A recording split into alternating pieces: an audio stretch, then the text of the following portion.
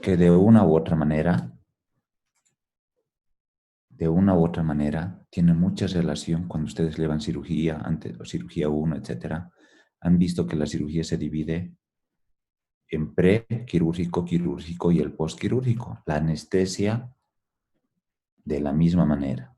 Se divide entonces en preanestesia, anestesia propiamente dicha, y el periodo posanestésico o posanestesia, como se llama.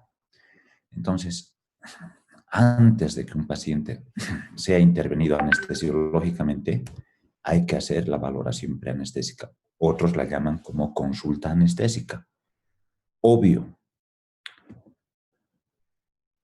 existen esas definiciones que ustedes ya las han leído, ¿no?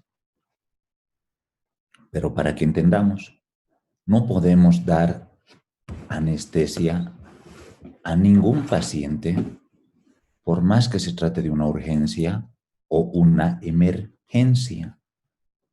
No podemos. Siempre tenemos que valorar, aunque sea de la forma más rápida, para ver de qué paciente se trata. Simples ejemplos. Si no hacemos esta valoración, el paciente puede ser diabético, ¿no? Y nosotros podemos, dentro de la venoclisis, administrar una solución glucosada.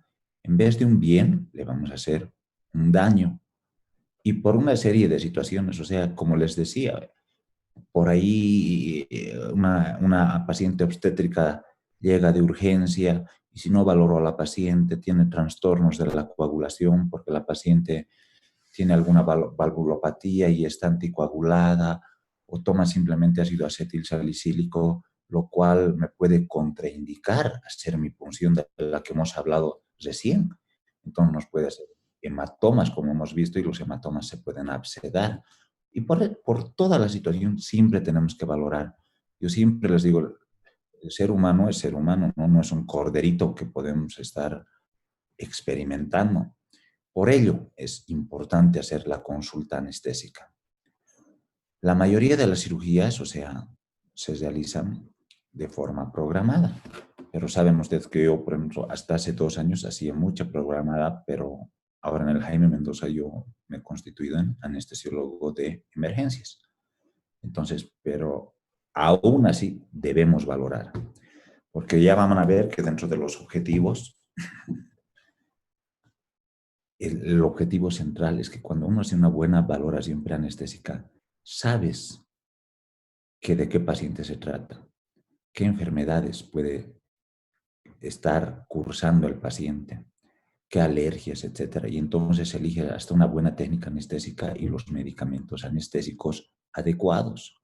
Como en todo, esto se extrapola o podemos relacionar con cualquier otro tipo de especialidad, ¿no? Como les decía, en cirugía siempre hay que hacer la valoración. No es que el cirujano le llame el pediatra, le diga, doctor, hay un niño con apendicitis. Y les cuento que muchas veces sin valorar, o sea, el cirujano al paciente lo conoce en quirófano. O sea, y algunas veces, o sea, no son apendicitis, pero ya está el paciente intervenido. Por eso siempre la responsabilidad médica tenemos que aprender desde ahora. No podemos delegarla ni transferirla. Entonces, tenemos que hacer el trabajo y de esa manera, entonces, porque es parte de protocolos y de esa manera vamos a tener una mejor función siempre en beneficio del paciente. Hasta eso nos sirve para cuidarnos en procesos médicos legales que están de moda. La definición, miren, constituye una serie de acciones que ejecuta el anestesiólogo previo a la realización de un procedimiento que requiera anestesia o sedación, o con el fin también de reunir información suficiente que le permita orientar, como les decía, un manejo perioperatorio adecuado. ¿Qué objetivos tiene? Ya les mencionaba. Conocer los antecedentes del paciente. Identificar factores de riesgo modificables. ¿Qué quiere decir modificable? El mismo ejemplo les doy. Si el paciente es diabético y le hacemos una glicemia cantidad de azúcar en sangre, o glucemia también se dice con U, ¿no? Y sus valores están elevados y vemos qué tipo de diabetes es, la mellitus dependiente o la no de, o independiente también como se llama, y de acuerdo a eso hacemos un tratamiento para tratar de tener sus valores dentro de márgenes normales. O el paciente se puede tratar de un hipertenso que curse varios años ya una presión arterial sistémica elevada, a lo cual se denomina hipertensión, ¿no? Hipertensión arterial. Entonces, vemos qué tipo de medicamento toma, podemos entonces aumentar si el paciente está hipertenso, porque la hipertensión nos puede traer problemas severos durante la anestesia. Entonces, y así conocerlo entonces al paciente, ¿no? Y de esa manera, conociéndolo adecuadamente al paciente, vamos a desarrollar un plan anestésico de acuerdo al paciente. Yo siempre digo, la cirugía es igual, por decir una apendicectomía, sea un niño, sea un adulto, obeso, hacen la misma técnica los cirujanos. Pero continuando con el mismo ejemplo, un paciente diabético, la anestesia varía en un paciente diabético. O sea, el desarrollo de este plan es independiente, o sea, es de acuerdo al, inclusive de diabético a diabético. Por eso es importante conocer el estado del paciente. Educar y mejorar la satisfacción. Dentro de esto, entonces, se explica al paciente, después de haber hecho eh, todo el análisis, para que el paciente conozca qué es lo que va a suceder con la anestesia. Probablemente podamos meternos un poquito dentro del campo de la cirugía, que eso es parte del cirujano, quien tiene que explicar, pero nosotros les explicamos qué va a suceder desde cómo va a ingresar al quirófano, qué se va a encontrar en quirófano para que no se sienta sorprendido y el paciente tenga satisfacción, ¿ve? Cómo va a ser su despertar, si voy a hacer un bloqueo, cómo va a ir desapareciendo el bloqueo, etcétera. Y de esa manera, con el paciente, vamos a conseguir esas cualidades afectivas importantísimo para que el paciente tenga mejor relación con nosotros. Entonces, se va a profundizar en esa relación médico-paciente, lo cual nos enseña desde los primeros años de medicina, pero mucho en semiología al hacer la historia clínica. Entonces, lo mismo, esto es una forma de hacer una historia clínica desde el punto de vista anestésico, que es la misma prácticamente en todas las especialidades, solamente enfocado a anestesio, a cardiología, a cirugía, pero desde la afiliación, motivo de la consulta y todos los pasos que ustedes conocen, tenemos que hacerlo. Cuando tenemos entonces una buena relación con el paciente, hasta reducimos la ansiedad que pueda tener el paciente. Esto es importante. Desde siempre se ha dicho que en la valoración anestésica es hasta más importante, entonces, la psicología que la misma medicación, que muchas veces se usa benzodiazepínicos, entonces, para evitar estos problemas de ansiedad. Entonces, pero dicen que una buena charla psicológica, para obtener una buena relación médico-paciente, equivale a 5 miligramos de midazolam. Entonces, por eso es importante tener una buena relación. Y también la consulta preanestésica nos va a evitar retrasos o suspensiones innecesarias. Cuando no hacemos, llegamos a quirófano directamente, nos encontramos, ponemos el monitor del paciente hipertenso. Entonces, si está el paciente hipertenso, se trata de una cirugía programada, entonces tendríamos que suspender. O un paciente diabético, entonces con glicemias muy elevadas, tendríamos que suspender. Esto es lo que nos va a evitar. Entonces, suspensiones innecesarias.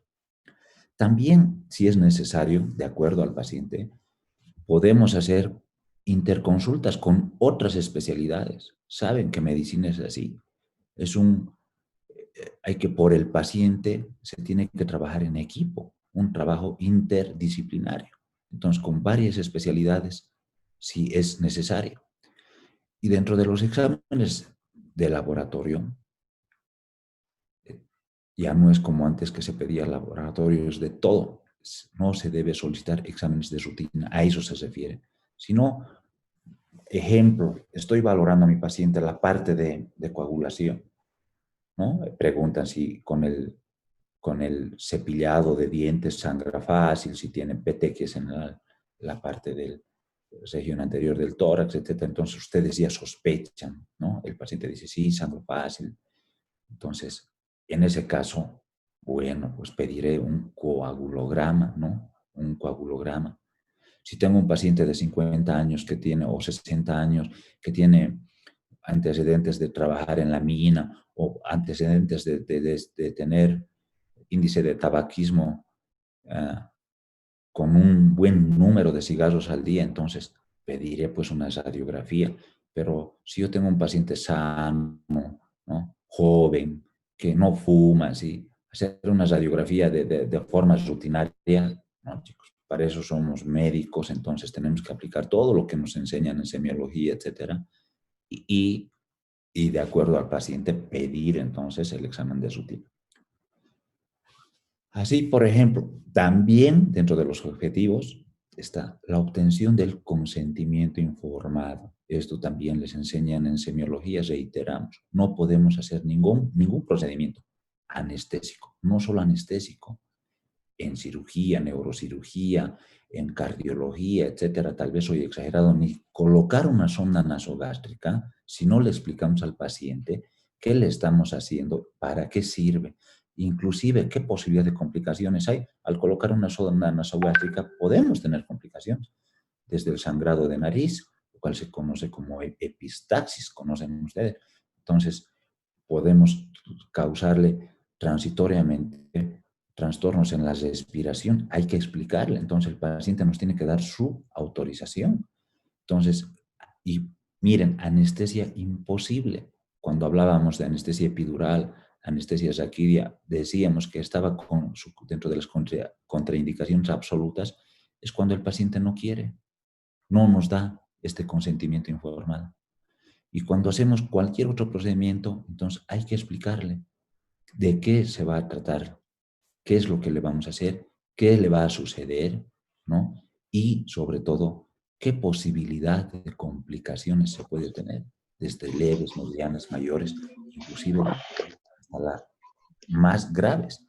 Entonces, al hacer una buena consulta preanestésica, el común denominador, además de todos los objetivos, se resume esto en que disminuye la morbimortalidad perioperatoria. Por eso es importante, entonces, hacer la valoración preanestésica. Es no solamente importante, es obligatorio. Si no hacemos esto, dentro del ejercicio, digamos, mínimamente de mala praxis, eso nos podría llevar hasta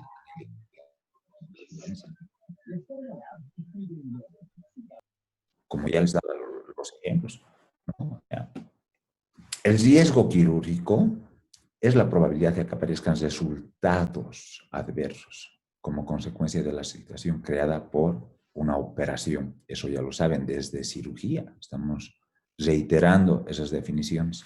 Algo importante para nosotros que tienen que saber, que inclusive esto no solamente en los exámenes de anestesiología, en el primer parcial y en final entran, sino también esto les sirve en internado y les sirve como médicos generales mismo, que constituye parte de su formación, y hasta para los exámenes de residencia. He visto que siempre, no solamente en Bolivia, hasta en el exterior, o sea, les preguntan sobre el riesgo anestésico, ¿no? El riesgo anestésico se clasifica según el estado físico, según la ASA. ASA son letras de siglas en inglés de la Sociedad, ¿no?, de Americana de Anestesiología, Society American Anesthesiology, ¿no? Por eso lleva ASA. Y eso, como vamos a ir viendo, se clasifica en seis grados. Ahora, para este riesgo anestésico tenemos que hacer siempre valoración de la vía aérea, valoración cardiovascular, ¿no?, la valoración pulmonar y de todos los aparatos y sistemas, importantísimo. Es una valoración integral hasta de la vía digestiva, ¿no? Todas las, el renal, etcétera. En cambio, por decir que ustedes en cardiología llevan mm, el riesgo quirúrgico según Goldman, es el más utilizado, pero van a ver que eso es un riesgo cardiológico. En cambio, el ASA es integral, nosotros valoramos corazón, pulmón, riñón, la función cerebral, etcétera, todo, absolutamente todo, es integral. Esta escala de ASA, de una forma resumida, inclusive de esto hay un libro, pero tienen que memorizar, ¿no? El ASA1 es el paciente que no tiene trastorno orgánico, bioquímico, psiquiátrico, ¿ya? Solamente tiene la patología. Es un paciente, por decir, joven como ustedes, que tiene una apendicitis, o una paciente joven que tiene un quiste de ovario por el cual va a ser intervenido. Entonces, ese es el ASA1. En cambio, el 2, que ya este tiene una enfermedad sistémica leve o moderada, causada, o sea, que esta, además, tiene de la patología por la cual va a ser intervenida. Por ejemplo, una enfermedad sistémica leve, una hipertensión arterial controlada, ¿ya? En cambio, el ASA 3 ya tiene un trastorno sistémico grave, ¿ya? Un trastorno sistémico grave con peligro, entonces, durante la operación. El ASA5 es un paciente moribundo que inclusive ASA, hasta hace algunos años, decía que con o sin cirugía fallece dentro de las primeras 24 horas. Y existe un paciente ASA6, muchos dicen no, solamente hay ASA5, existe el ASA6. ¿De quién se trata? De ese paciente que tiene muerte cerebral, pero el que en su vida decidió, tienen tatuados muchos, como Noé, si su tatuaje no. Entonces, pero no sé cuál es su tatuaje, pero tienen tatuados en el antebrazo, muchas veces en el cuello, o llevan algunos collares donde dicen que en caso de muerte autorizan donar sus órganos. Estos pacientes, por más que tengan muerte cerebral, tienen el derecho de ser anestesiados. Entonces hay que anestesiarlos de acuerdo a su estado, ¿no? Entonces, para entonces poder donar órganos. Entonces, eso es lo importante. Sin embargo, les digo, esa es la anterior clasificación, muy parecida a esta, pero hay ligeros cambios. Esta es la que me tienen que, sobre todo, dominar. Con la otra, si quieren hacer una relación, sí la pueden hacer, pero esta es la que, del 2014 a la fecha, entonces, manejan los anestesiólogos. En el mundo, lo de ASA, es un paciente sano, el ASA1, ¿no? Que no fuma, no bebe, ¿ya? No fuma, no bebe. El que solamente tiene entonces su diagnóstico quirúrgico. En cambio, el 2 ya se trata de un paciente con leve enfermedad, ¿ya? Sin limitación funcional. Ejemplo, pero este ya es fumador, un bebedor social, ya está en ASA2. Si el paciente fuma, ya no es ASA1. Si bebe, ya es un ASA2. Obeso, el que esté entre 30 a 40 de índice de masa corporal, un hipertenso bien controlado, con una leve enfermedad pulmonar. El 3, se trata de un paciente que tiene una limitación funcional. Ejemplo, diabetes, hipertensión mal controlada, una enfermedad pulmonar obstructiva crónica. Dentro de estas, acuérdense, están las bronquitis crónica, asma, enfisema, obesidad mórbida, encima de 40 de índice de masa corporal, con gran abuso de alcohol, etcétera. Para que vean, ese ya constituye, está dentro de los ejemplos, el ASA 3. Y, por si acaso, chicos, fíjense, se enumera en números romanos. A veces lo hacíamos con números, los numerales, pero esto es lo ideal. El ASA 4 ya es un paciente con una enfermedad severa que pone, ¿no?, en riesgo su vida, ¿ya? Por ejemplo, un infarto que no tenga menos de 3 meses, una isquemia miocárdica, un accidente cerebral.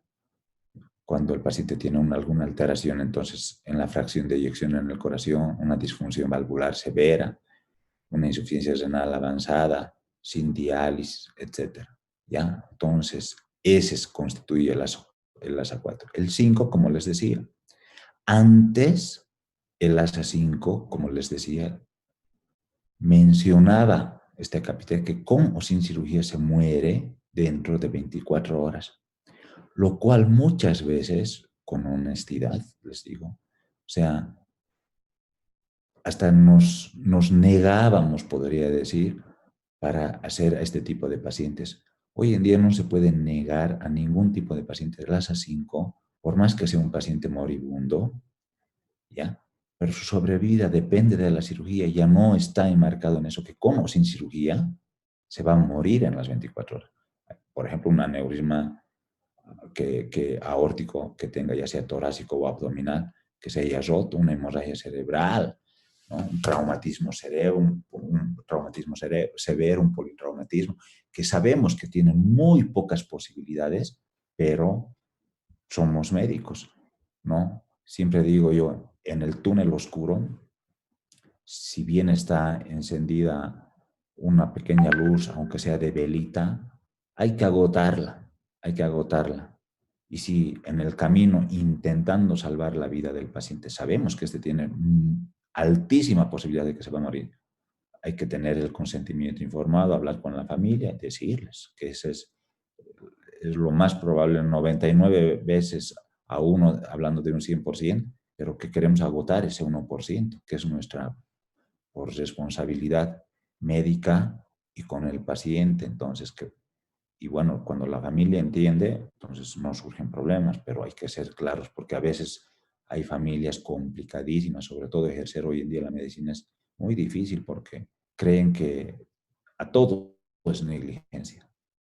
Todo es negligencia y no es así, porque nosotros somos médicos. Incluso cuando hacen enunciados que nosotros salvamos vidas, yo digo, intentamos salvar vidas, porque esa es nuestra función, ¿no? O sea, el hecho de... Y el ASA 6, como ya saben, es el paciente que tiene muerte cerebral, que tiene el derecho de recibir anestesia, el que va a donar órganos. Ahora, dentro de la valoración de la vía aérea, lo que ya mencionaba, existe varias, y cuando roten cirugía van a ver que esto es común, sobre todo cuando roten anestesia en internado, cuando vayan a hacer con el residente, estas se valoran, ¿no? La de Mallampati modificada por Samsung, la distancia interincisiva, la distancia tiromentoniana, conocida como Patil-Aldrete, y la esternomentoniana. Como ven en la imagen, esa es la de Mallampati. Han debido ver alguna vez si han ido al hospital. Entonces al paciente se le invita a que se siente y que abra la boca lo más grande posible y que saque la lengua. Cuando es clase 1, se ve entonces todas las amígdalas, la úvula y el paladar blando. Cuando es 2, existe visibilidad del paladar duro, ¿ya? Del blando, la porción superior de las amígdalas y la úvula, como ven en la imagen. La 3 solamente se ve el paladar duro, ¿ya? Y la base de la úvula, mientras que en el Mallampati 4 solamente se ve el paladar duro, como ven en la imagen. Entonces, ¿qué es lo importante de esto? Que esto, miren, hasta en la imagen ustedes se pueden dar cuenta. ¿Qué es lo importante? Que el 1, o sea, son predictores de intubación. El 1 nos está diciendo que puede ser posible que la intubación sea fácil. En cambio, la 4, muy difícil. Y estas así sucediendo. Está ya difícil, está más difícil y está muy difícil, ¿no? Pero les comento, muchas veces tenemos Mallampatis 1 que son imposibles de intubar. Y algunas veces Mallampatis 4 que decimos que este paciente no vamos a poder intubar, y se intuban como si nada. Entonces, no nos da esto el 100%. Por eso, entonces, esta es otra imagen del Mallampati. Ahí también está la de Cormaleane. Esta, vean, estas ya son fotografías reales. Esta dicen que es la verdadera, pero en este momento, cuando ya estamos anestesiando y el paciente ya está con analgesia, ya está dormido, ya está relajado, etc. Esta, el grado 1, se ve toda la glotis, como ven en la imagen 1. Vean, toda la glotis. Toda la glotis. Esta es la epiglotis. Aquí está la glotis misma, donde están esas venas dirigidas, esas cuerdas del centro hacia afuera, que son blancas, ¿no? Esas constituyen las cuerdas vocales verdaderas. A través, por el centro de esta pasa el tubo endotraqueal. ¿Ya? En cambio, el grado 2 se ve toda la parte posterior, como ven. ¿Ya? En el 3 se ve únicamente la epiglotis, vean. Y en el 4 no se ve ninguna estructura glótica. Vean, en las imágenes arriba y abajo no se ve ninguna estructura glótica. Entonces, este es difícil, o sea, intubarlo.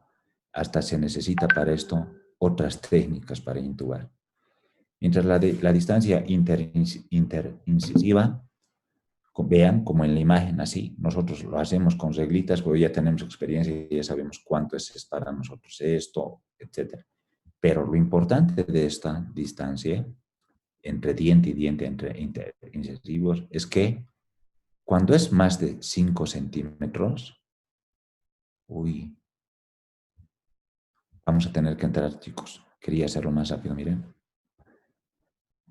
Cuando tenemos más de 5 centímetros, es grado 1. Entre 3,5 y 5, grado 2. Y el grado 3, cuando solamente abre la boca así, 3,5 centímetros o menos. Por lógica, el que abre grande tiene mayor facilidad de intubación al grado 3, que este ya nos va a decir que su intubación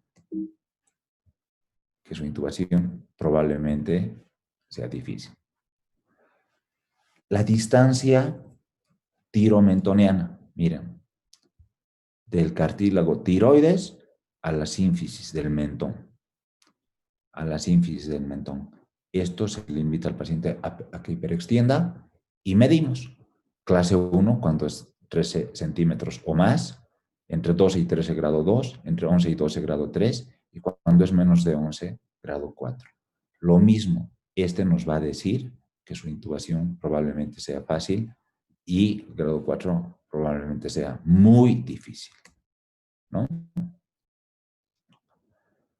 Ahora, como les decía, cuando hacemos la valoración cardiovascular, entonces, en pacientes jóvenes, lo importante es la semiología, lo que nos han enseñado desde inspección, palpación, percusión, auscultación, ¿no? Y obviamente previa anamnesis. Si el paciente no tiene ninguna patología, no tenemos por qué estar pidiendo, y si es joven, una radiografía para ver el tamaño del corazón, un electrocardiograma, etc.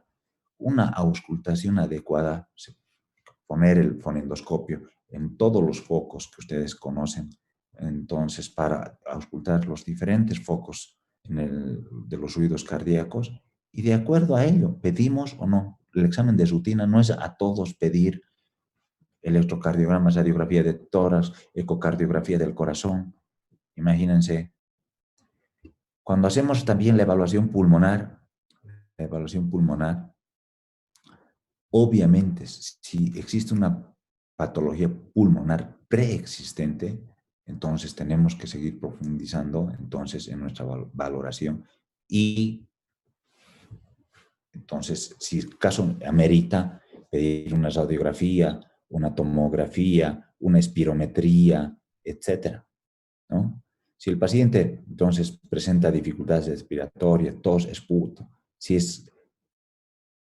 tiene tabaquismo importante de larga data, entonces sí, tenemos que pedir exámenes complementarios. Porque hay que investigar bien, porque la intubación y la ventilación, o sea, tiene que ser lo más adecuada. Es como en esta enfermedad que estamos llevando, o sea, que la estamos padeciendo con esta pandemia, chicos. O sea, cuando llegan a una neumonía crítica, o sea, no solamente es colocar un tubo, no, hay que saber ventilar, hay que saber ventilar. Y lo propio pasa en la anestesiología, no es lo mismo ventilar a un paciente, o sea, que tiene alguna enfermedad pulmonar obstructiva crónica con otras patologías, por ejemplo, con una neumonía, ¿no? O sea, los parámetros, las posiciones del paciente varían, por eso es lo importante. Exámenes de laboratorio, como dicen, paciente menor de 45 años sano, como les vuelvo, programado para una cirugía menor, es con la semiología, entonces podemos valorar perfectamente a nuestro paciente. Por algo somos médicos, ¿no? El electrocardiograma, si las mujeres son mayores de 55 años y los hombres encima de 45 años, queda establecido. Pero en pacientes jóvenes, deportistas como ustedes, sanos así, no creo.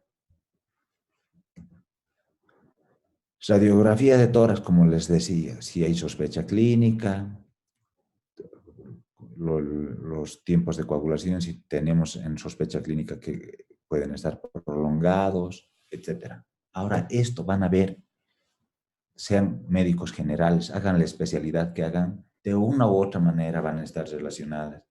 Es importante que un paciente tenga ayuno, ¿no? Por eso hasta hay chistes y memes de los niños así, ¿no? Sobre todo dicen, ay, los únicos que se preocupan si los niños han comido o no son las mamás y los anestesiólogos, ¿no? Porque si no tiene ayuno un paciente, chicos, y se trata de una cirugía programa, o sea, nos puede traer consecuencias graves, graves, hasta fatales, porque desde Mendelssohn, desde su descripción, que la clasifica en 4 histopatológicamente, hoy se mantiene. Entonces, esas neumonitis aspirativas también, ¿no? O síndrome de Mendelssohn, etcétera. Entonces, se da porque el paciente no cumple las suficientes horas de ayuno. Y durante la inducción anestésica, entonces el paciente puede presentar dormido y no se da cuenta, no tiene el reflejo para defenderse. Vómitos. Si vomita, si vomita, chicos, entonces eso puede pasar a la vía respiratoria. Y si pasa a la vía respiratoria, de acuerdo a la cantidad y al pH que tiene ese vómito, se van a manifestar entonces las diferentes clínicas. Cuando es ácido y particulado, menos de 2,5 de pH, entonces fatal, son graves, altamente, con alta incidencia de mortalidad. ¿Y con cuántos ml uno se broncoaspira? ¿Alguien sabe? ¿Con cuántos ml uno se puede broncoaspirar?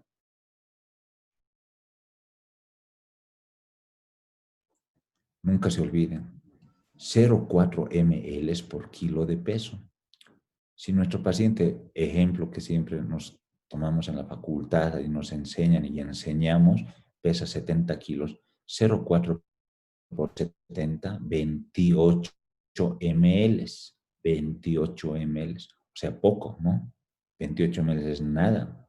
Un vómito en el escopetazo mínimamente lleva 150, 200 cc. Fíjense, 28 es nada.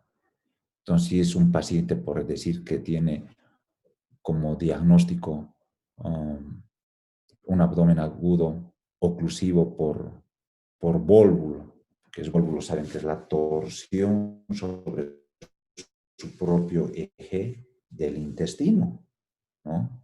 Grueso habitualmente, pero también puede ser delgado. Entonces, ese constituye el vólvulo. Entonces, si no va a haber la progresión del líquido, de los alimentos que a ese nivel ya se convierten en heces fecales, etcétera. Imagínense ese pH, son pues muy ácidos. Un vómito fecaloideo que de 28 ml lo destruye prácticamente el pulmón, lo destruye prácticamente el pulmón. Por eso es importante. Un niño, un recién nacido que pesa 3 kilos, entonces si decimos 0,4 por 3, ¿cuánto?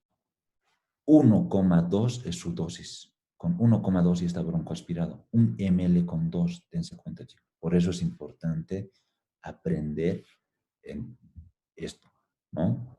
Y ven, como ven aquí, los líquidos claros, ¿no? Líquidos claros como un vasito de agua así, o un refresco así, pero que sea claro, que permita, por decir, leer. Ese es el ejemplo. Una hoja que tenga letras y permite leer, esos son líquidos claros. 2 horas mínimo de ayuno, ¿ya? En los niños, si son claros, 2 horas. La leche materna, 4 horas, aunque modernamente esto hasta se quiere reducir hasta 3 horas. Van a volver a entrar, por favor, chicos. ¿Cuántos estamos, Noelia? 70, doctor, 71. Ya me alegro porque estas no, en realidad ninguna clase es obligatoria, pero honestamente creo que para que puedan estudiar y que se les quede, era necesario que algo les explique. Ya van a volver a entrar.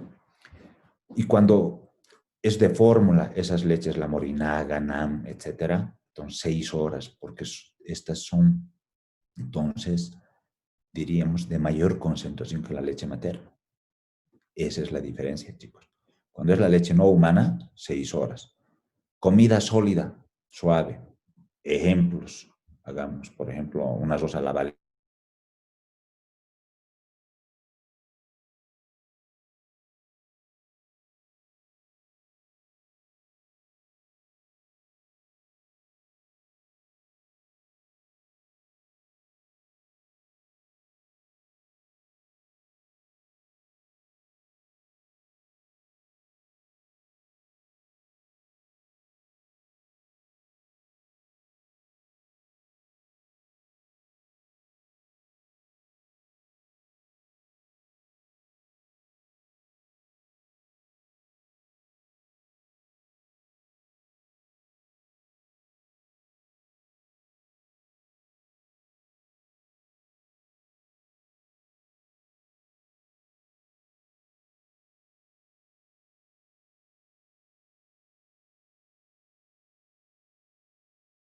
Los anestesiólogos nos sacan como chiste, no, no tiene ayuno, o sea, van a suspender la cirugía, pero les estoy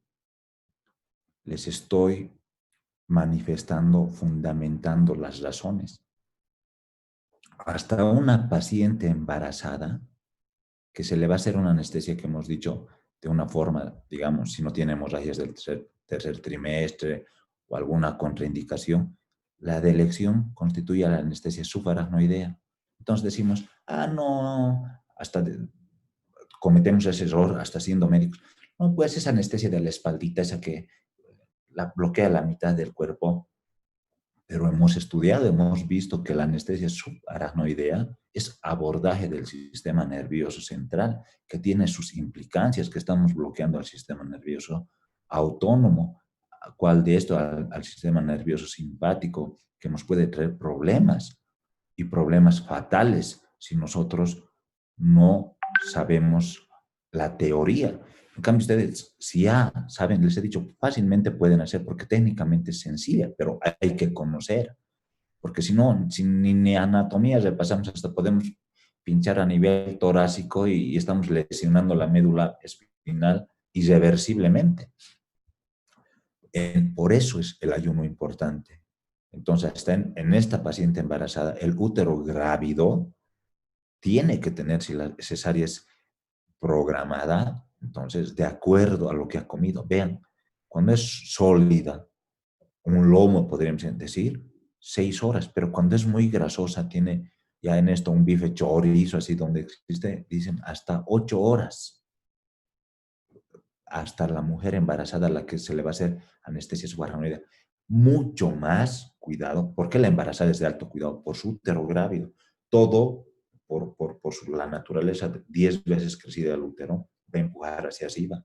Y todos los elementos protectores para evitar esto, la regurgitación, ¿no? La rumiación, vómito, etcétera, se alteran. Se alteran. El ángulo de His entre el esófago y el estómago, ese ángulo que se forma, se va a alterar. La válvula de Gubarov se altera. El tono del esfínter esofágico inferior, que todos estos elementos son protectores, se alteran. Entonces, fácilmente, entonces pueden llegar a vomitar. Y si se broncoaspiran, eso sí, chicos, es grave. Es grave. Entonces, por eso es importante, entonces, conocer el ayuno, ¿ya? Luego de hacer nuestro estudio, entonces, o sea, nuestra consulta anestésica, hacemos nuestro plan, ¿ya? Que ya les he dicho. Y nuestra misión de anestesia, o sea, hay que estudiar al paciente siempre esto con el fin de prevenir, contrarrestar efectos indeseables derivados tanto del acto anestésico, de los anestésicos que vamos a utilizar, como de la misma cirugía, ¿no? Entonces, dentro de los... Y para ello tenemos que siempre hacer una premedicación que tiene una serie de objetivos importantes todos. Si nosotros vamos a premedicar, aliviamos la ansiedad, ¿no? Hasta podemos prevenir el dolor. Está de moda la prevención. Los cirujanos antes de incidir ya están colocando el antibiótico para evitar que se infecte. Nosotros, por ejemplo, en anestesia, que es importante el dolor postquirúrgico, que además el dolor es multidisciplinario, pero somos los anestesiólogos los encargados del dolor, entonces, o sea, de realizar la analgesia. Hasta hay medicamentos que se hacen para prevenir, que esto cuando vemos dolor ya vamos a ver, ¿no? Promover la estabilidad hemodinámica, reducir secreciones, ¿no? Como les decía, el riesgo de aspiración de contenido gástrico, control de náuseas y vómitos postoperatorios. Para esto ya hacemos el tratamiento también balanceado de náuseas y vómitos. Lo posible, como en esto, hay que tratar de prevenir el dolor, lo mismo, prevenir que el paciente tenga náuseas y vómitos, no actuar sobre que ya tiene vómitos. Si nosotros ya empezamos a medicar, previamente vamos a evitar ello.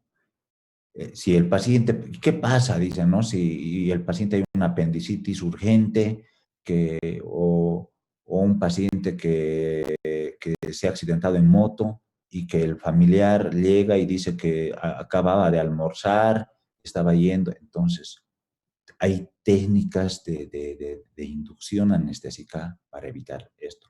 Hasta podemos colocar, si la alimentación no ha sido así sólida o muy grasosa, entonces sondas nasogástricas gruesas para hacer un aspirado, entonces, para hacer un aspirado. O si no, medicar para que exista un vaciamiento gastroesofágico, tratar de agilizar esto con procinéticos, que se llama, por ejemplo, la metoclopramida, la domperidona, etc. Les decía también es importante dentro de la premedicación la sedación. Para esto se utiliza benzodiazepínicos. Han leído ya todos estos, dentro de estos los más utilizados constituyen el midazolam, dependiendo de cada tipo de paciente, ¿no? La dosis puede varía 1, 2, 3, 4 miligramos, si hacemos por vía intramuscular, vía endovenosa o vía oral, que es lo más adecuado. Entonces, para que pase una noche más tranquila, también podemos usar diazepam, el clonazepam conocido como Neuril, lorazepam, todos los sepam. También podemos, entonces, prevenir, como les decía, las náuseas y vómitos. Y para esto igual se hace un manejo balanceado que vamos a llevar posteriormente. Entonces, ¿cómo podríamos hacer un esquema? Entonces hay que usar un esquema periférico, un central, hasta de ciertas enzimas intestinales para tratar de bloquear posiciones del paciente en el postoperatorio, etc. ¿ya? Quiero de, todo ello está más o menos, las siguientes diapositivas en todo lo que les he explicado. Quiero dejarme estos 5 minutitos para ver si tienen alguna pregunta. He tratado de hacerlo más resumido. Esto habitualmente yo lo hacía en 2 clases, chicos, en 2 clases, ¿no? Pero por la nivelación, o sea, no quiero yo sin explicarles, inclusive tal vez los otros temas, he pensado hacer unos videitos, además de las diapositivas que ustedes ya tienen, así lo más resumido, y vamos a ver esas clases inversas que llaman. Entonces ustedes ven el video y vamos a tratar de hacer los 40 a 50 minutos entre preguntas y respuestas para absolver sus dudas, que me parece muy interesante también esa forma de, de desarrollo entre el proceso de enseñanza-aprendizaje. ¿Alguna pregunta, alguna duda respecto a la valoración preanestésica?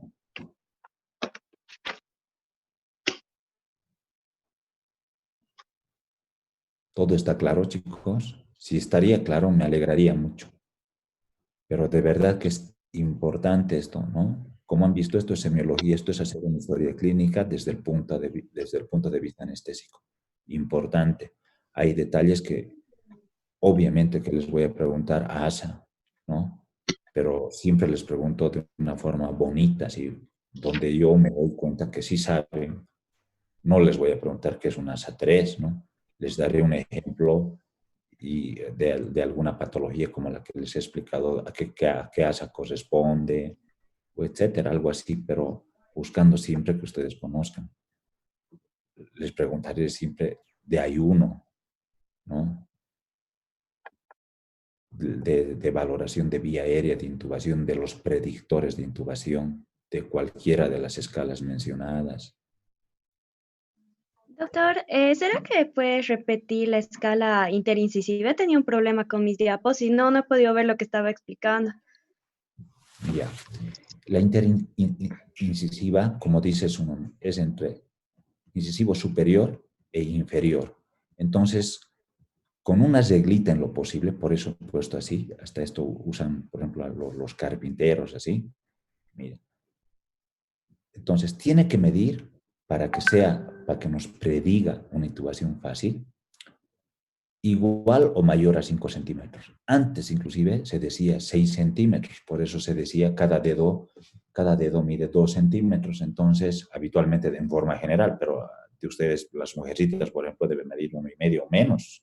Y más que ahora está de moda, ¿no? Que sean delgaditas, flaquitas, no quieren ser normales. A las normales ya las llaman gorditas, ¿no ve? Entonces, eso. Entonces, si mide los 5 centímetros o más, nos está diciendo que no vamos a tener problemas en la intubación endotraqueal. Si mide menos de 5 centímetros hasta 3,5 y es un grado 2, nos dice si vamos a tener cierta dificultad. Pero si mide menos de 3 centímetros, 3,5 centímetros, entonces la apertura bucal es pequeñita, ¿sí? Entonces, por lógica, sí, decimos, esta nos va a traer dificultades al intubar. Probablemente, inclusive, no se puede intubar. Cuando veamos algo de intubación, vamos a ver los elementos. La intubación, chicos, por si acaso, o sea, ¿qué es? Colocar un tubo, ¿no? De introducción de un tubo, entonces, dentro de la tráquea. Si es a través de la nariz, se llama intubación nasotraqueal. Si es a través de la boca, orotraqueal. Ambas constituyen el nombre de intubación endotraqueal. Endotraqueal se refiere tanto a naso como orotraqueal. Pero cuando el abordaje es a través de una fosa nasal, una de las ventanas nasales, nasotraqueal. Si es a través de la boca, orotraqueal. Orotraqueal, ¿no? Para hacer una intubación orotraqueal, que es la más comúnmente realizada, hacemos estas valoraciones. Cuando vamos, entonces vamos a medir todas estas, inclusive, que aquí no está, chicos, la articulación atlanto-occipital. Tenemos que valorarla porque hay personas que no tienen extensión, ¿no? Ni flexión. Entonces, eso también nos va a denotar que exista cierto grado de dificultad. ¿Alguna otra pregunta? Buena tu pregunta. Gracias, doctor, muy claro. ¿Cómo está? Buenas tardes.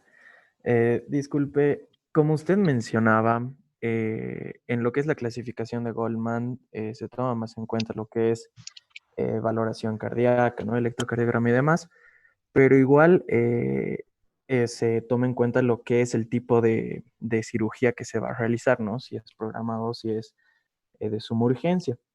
Ahora, mi pregunta es, si nosotros tenemos, por ejemplo, un ASA 1, pero de una importancia quirúrgica muy importante, ¿cómo lo deberíamos interpretar? Es decir, ¿esto tendría que hacernos variar el riesgo? ¿O cómo deberíamos interpretarlo dentro de solamente el ASA, doctor? Eh, Reiteramos para que quede claro, lo cardiológico y sobre todo, o sea, por la gente, por la idiosincrasia, la naturaleza de nuestra sociedad. Entonces, por eso es importante para muchos porque hasta médicos, yo digo anestesiólogos formados de hace 30 años para atrás, hasta fácilmente un paciente con alguna patología, hipertenso o alguna arritmia en el corazón, no que entre el cardiólogo, con toda sinceridad. Pero les puedo decir, anestesiólogos formados de 25 años hacia esta época, o sea, conocen mucho de corazón. Respeto yo a los cardiólogos, excelentes cardiólogos hay en nuestros medios, sus docentes, etcétera. Pero nosotros sabemos mucho de corazón, fisiología, fisiopatología cardíaca, electro, etcétera, ¿no? Y sabemos cada anestésico, por ejemplo, el propofol, cómo va, de qué manera va a alterar la función vasmotrópica, cronotrópica, dromotrópica, inotrópica, como conocen ustedes, etcétera. Pero con toda sinceridad, un cardiólogo no sabe en quirófano cómo actúa mi fentanil, cómo actúa mi fentanil, mi propofol, mi tiopental, mi midazolam, etcétera, ¿no?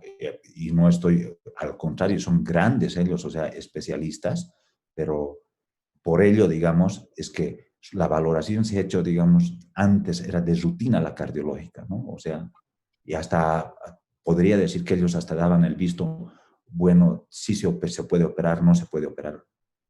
Hace muchos años yo he visto, o sea, que la anestesiología ha cambiado rotundamente al respecto. Por eso les decía que hasta el examen de rutina no se hace más, no ahora, hace muchos años. Es el anestesiólogo quien da luz roja, amarilla o verde, ¿no? Roja alto, entonces amarilla corrijamos si el paciente tiene un desequilibrio hidroelectrolítico, nosotros corregimos si es un paciente diabético, entonces tratamos de normalizar, poner en condiciones al paciente, etcétera, ¿no?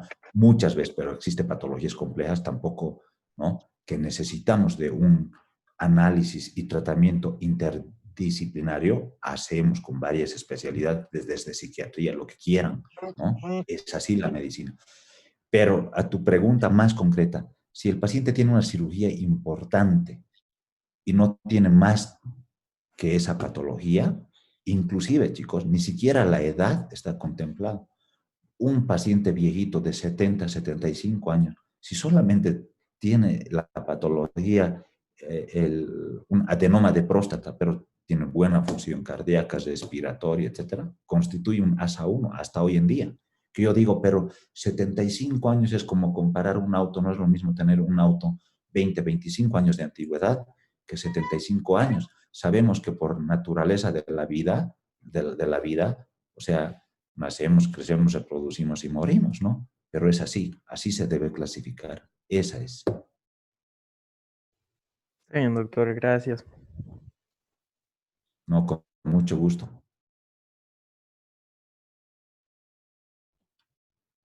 Nos vemos, chicos, ya, son las 16. Nos vamos a ver en nuestra hora de clases esta semana. Me voy a poner de acuerdo con Giselle y con Noé, ¿ya? Anótense con Noé los que quieran ir. Estoy de turno el próximo viernes y probablemente haga mi turno de domingo mañana. Estoy queriendo flojear y si no, mañana podemos ir. Anótense, chicos. Ayer ha ido una de mis ex alumnas que está en quinto y la verdad, o sea, obviamente cuidándola, todo, y ella misma, o sea, hasta algunos se sienten bien, de verdad que es lindo ir al hospital también en épocas de pandemia, hasta para que tengan recuerdos, hasta se puedan sacar una fotito con, no, de verdad, chicos, es lindo, es nuestra profesión y no porque yo soy fanático de la medicina. Entonces, es hermosa y noble además. Si se cuidan mucho, de verdad que se pueden evitar contagios. Estamos en época de distanciamiento.